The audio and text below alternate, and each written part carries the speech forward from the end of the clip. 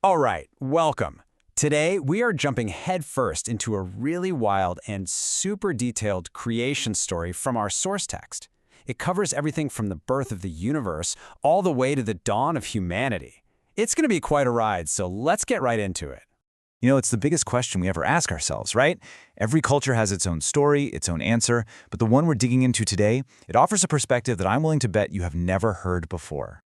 And boom, right out of the gate, you can see just how different this is going to be. And trust me, this claim is just the tip of the iceberg in a massive cosmic history that pulls in gods, angels, black holes, and not one, but three totally separate origins for the human race.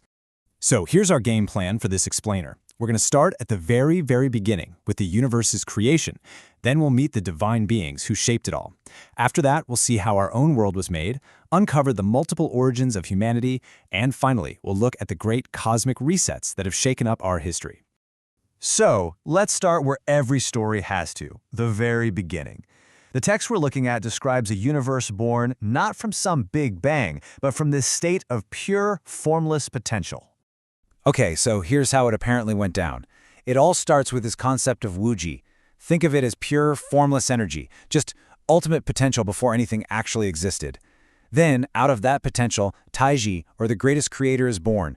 The first thing the creator does is split all that energy into two basic forces: the visible stuff we can see, like stars and planets, and the invisible, super high-energy forms that, get this, the text calls black holes. But just making all the raw materials for a universe isn't enough. The text says the early universe was a total mess. Celestial bodies were just flying around randomly. To bring some kind of order to all that chaos, the creator quickly realized they couldn't do it alone. So how do you fix cosmic chaos? Well, according to this, you build a team. The creator started putting together a divine administration to help govern this brand new universe. So how were these helpers even made? Well, this is where it gets really fascinating. The creator would use their incredible consciousness to basically compress a whole region of energy, squeezing it down until, bam, it formed a new, independent consciousness. The source actually compares it to making bricks in a kiln, transforming raw clay into a solid new thing. And this right here brilliantly illustrates one of the most startling ideas in the whole text.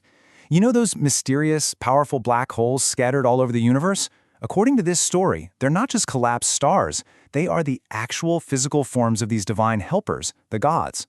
So now the universe is being managed by countless gods, but the text explains that something was still missing, a bit of vibrancy. So, using smaller bits of energy, the creator made a whole new class of beings, angels, to act as helpers for the gods and just fill the cosmos with more life and energy.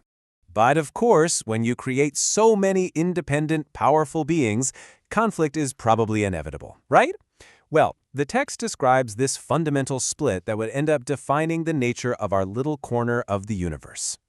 So our local universe, and we're talking billions of solar systems here, is apparently managed by two main opposing gods, Jesus and Satan. But they aren't just enemies. The text calls them a unity of opposites. It means they represent forces like light and dark, good and evil. They're two opposites, but necessary halves of a single whole. It kind of suggests that conflict is a basic, even required part of how the cosmos stays in balance. And a rivalry like that at the very top, well, it couldn't be contained.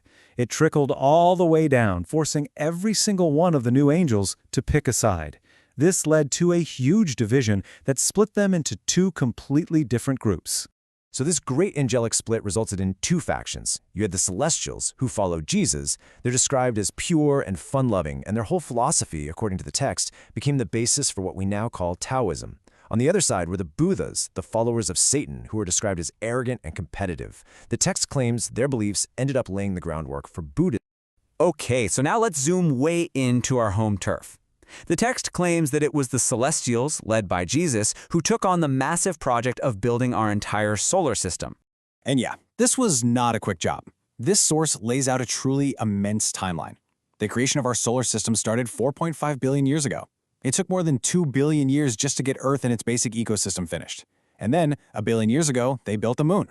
And the moon, well, according to this text, it is no natural satellite. No way. It was supposedly built artificially in giant smelters, a hollow sphere made of some special metal. And its purpose? a base of operations. The center is supposedly a massive warehouse storing tools, including UFOs, with a hidden remote-controlled door. Oh, and their temporary lodge here on Earth, it's apparently located deep beneath the Bermuda Triangle. So, with the Earth ready and the moon base in place, the stage was set for the most important creation of all, us. But here's the kicker. According to this story, humanity doesn't just have one origin story. Nope, it has 3. This is absolutely essential and pretty wild claim of the source material.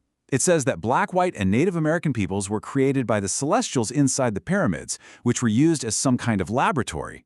Then, Middle Eastern peoples are descendants of Adam and Eve, who were created in the Garden of Eden by a completely different rival god.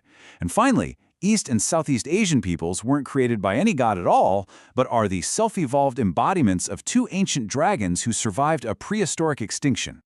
But the story doesn't just end with creation. The narrative is full of these massive, planet-wide interventions. These moments when the divine creators decided it was time to just hit the reset button on their whole project. The text actually charts a history of these divine resets. First, the dinosaurs, which are described as creations of Satan's faction, were wiped out by a divinely sent plague. Much later, a first version of humanity, described as tall, powerful, and cruel, was totally destroyed because of their arrogance. And then, around 4,700 years ago, the famous Great Flood was sent to cleanse the world of a humanity that had grown evil and materialistic. And what's really crucial to understand here is that these events aren't described as natural disasters. Not at all. They're framed as deliberate, corrective actions. The narrative claims the Creator stepped in directly whenever humanity's arrogance threatened the cosmic order. And that leaves us with a pretty provocative final thought. This entire narrative is built on a cycle: creation, then corruption, then divine reset. If that's the established pattern of our universe according to this text, it really forces us to ask, are we just living in the quiet period before the next big intervention?